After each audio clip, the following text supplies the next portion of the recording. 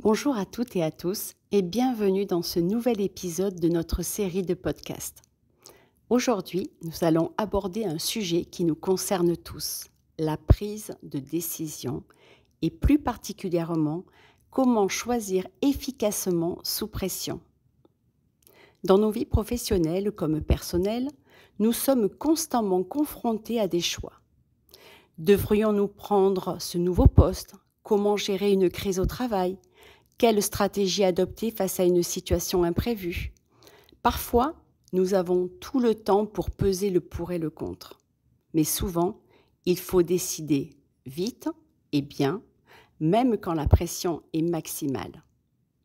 Dans cet épisode, je vais partager avec vous des techniques concrètes pour prendre des décisions éclairées, comment éviter les pièges classiques qui surviennent sous pression, et l'équilibre entre intuition et logique dans les choix difficiles. Avec des exemples pratiques et des stratégies applicables, ce podcast vous aidera à naviguer dans les situations où tout repose sur une bonne décision. Prêt à plonger? Allez, c'est parti.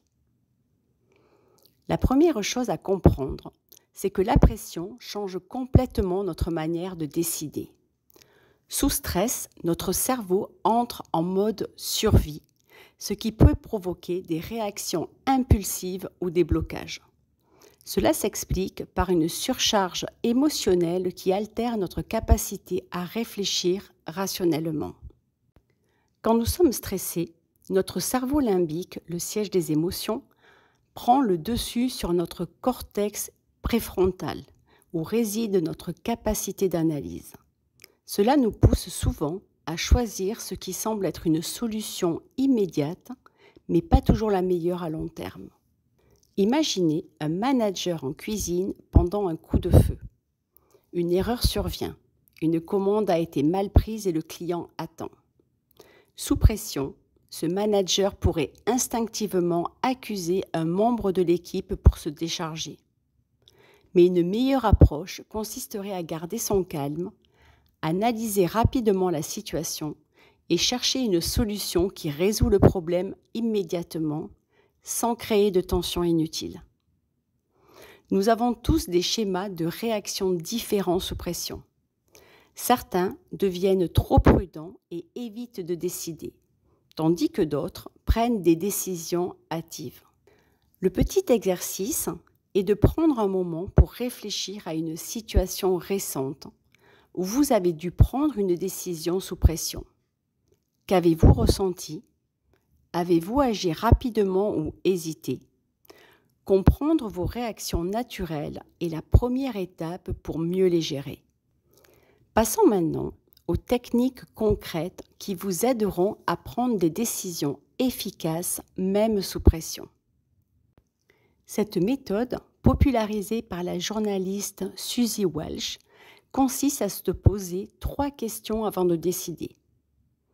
Quelles seront les conséquences de cette décision dans 10 minutes? Quelles seront les conséquences dans 10 mois? Et quelles seront les conséquences dans 10 ans? Un entrepreneur hésite à investir dans un nouvel outil coûteux. À court terme, donc 10 minutes, il voit un impact sur le budget. Mais à moyen terme, donc 10 mois, cet outil pourrait améliorer la productivité de son équipe. Et à long terme, donc 10 ans, il pourrait permettre à l'entreprise de se démarquer de la concurrence. Cette méthode aide à prendre du recul sur une décision pressante. Quand vous sentez que la pression monte, essayez de découper la décision en 2 étapes.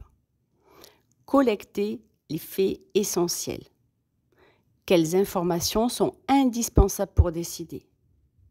Puis, prenez une micro-pause pour évaluer ces faits avant d'agir. Un exemple concret. Lors d'une réunion de crise dans un restaurant, le chef doit décider s'il réduit le menu pour rattraper un retard en cuisine. Plutôt que de décider immédiatement, il prend une minute pour consulter son équipe et évaluer les plats les plus chronophages. Cette pause lui permet de prendre une décision éclairée et d'éviter des erreurs coûteuses. Il existe plusieurs pièges classiques qui surviennent lorsque nous prenons des décisions sous pression. En voici 3 à éviter absolument. Lorsque vous êtes en groupe, il est tentant de suivre la majorité pour éviter les désaccords, mais cela peut mener à des décisions médiocres. Lors d'un projet d'équipe, tout le monde s'accorde rapidement sur une idée par peur de débattre. Mais une réflexion plus approfondie aurait pu révéler des alternatives bien meilleures. Prenez toujours le temps d'explorer les options, même si cela crée des discussions. Nous avons tendance à rechercher uniquement les informations qui confirment ce que nous pensons déjà, au lieu de considérer des perspectives différentes. Un petit exercice, c'est, avant de prendre une décision, identifier une personne qui pourrait avoir un avis contraire et demandez-lui son opinion. Cela vous aide à élargir votre vision. Enfin, parlons de l'équilibre entre intuition et logique. Ces 2 forces sont complémentaires dans la prise de décision. L'intuition est particulièrement utile lorsque vous êtes expert dans un domaine et que vous pouvez reconnaître des schémas rapidement.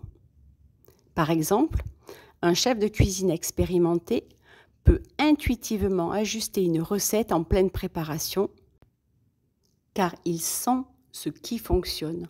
Cette capacité repose sur des années de pratique. Dans des situations complexes ou lorsque vous manquez d'expérience, basez-vous sur des faits et une analyse structurée. Essayez la méthode force et faiblesse. Notez les avantages et les inconvénients de chaque option pour visualiser clairement la meilleure solution. Pour conclure, la prise de décision sous pression est un art qui se développe avec la pratique. En comprenant vos réactions naturelles, en utilisant des techniques simples comme la règle des 10-10-10 et en équilibrant logique et intuition, vous pourrez faire des choix plus éclairés, même dans les moments les plus stressants. Je vous encourage à essayer ces outils dans votre quotidien, que ce soit au travail ou dans votre vie personnelle.